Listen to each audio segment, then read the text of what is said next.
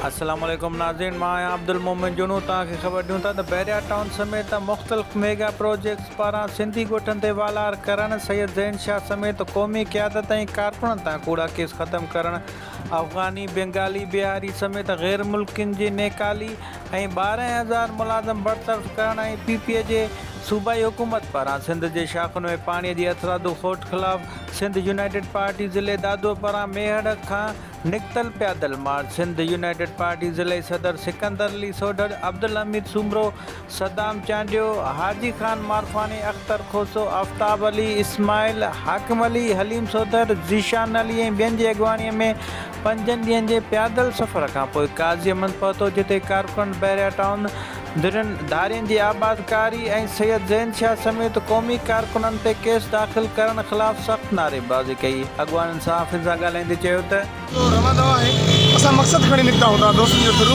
मक़सदु खणी निकिता जेको कराची प्रेस क्लब जे अॻियां असां उहे पेश कंदासीं तव्हां सहाफ़ियुनि जे हवाले सां। मक़सदु असांजो इहो आहे त सिंध एक्शन कमेटी जा जेकी अॻुवाणनि जिन ते कूड़ा केस दाख़िल थियण सां ज़ैन शाह समेत उन्हनि खे आज़ादु कयो वञे, उन्हनि तां कूड़ा केस ख़तमु कया वञनि। पाणी जी जेका हथरादू खोट आहे उन जेके अंसर आहिनि उन्हनि खे वाक़ो कयो वञे, ऐं जेका तालीम जी तबाही आहे उन ज़िम्मेवारनि खे बि वाक़ो कयो वञे। जेका सिंध जे ज़मीनुनि ते बहरिया जे रूप में नाजाइज़ वालार आहे उन खे बि जेको आहे सो रोके ऐं थारी आबादकारी खे रोकियो वञे। पीपल्स पार्टी ऐं सरदार लीग जे लाइ असीं सिंधी माण्हू काज़ीअमंद जे रवासी गॾिजी लॻूं था।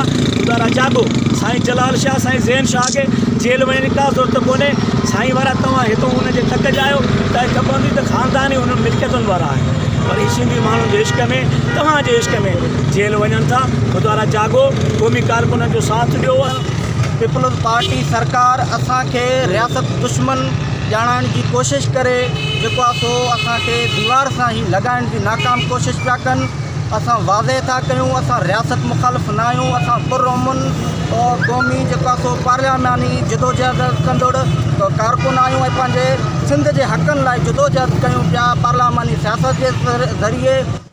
नाज़रीन, पैदल मार्च शहर में दाख़िल थियण ते SUP ज़िले नवाफिया जे सदर ज़नी बख्श कलोई जी क़यादत में दरिया खान मलोखानी, फज़ल मोहम्मद गलू, बादशाह बोजदार, मोहसन राहू, ज़ाहिद सागर लाशारी, आफ्ताब गबोल ऐं हारून ख़ासकेलीअ पारां गुलनि जी वर्खा सां संदन शानदार इस्तक़बाल कयो वियो। पैदल काफ़िलो काज़ीअमंद खां पोइ कराचीअ तरफ़ रवां दवा थी वियो।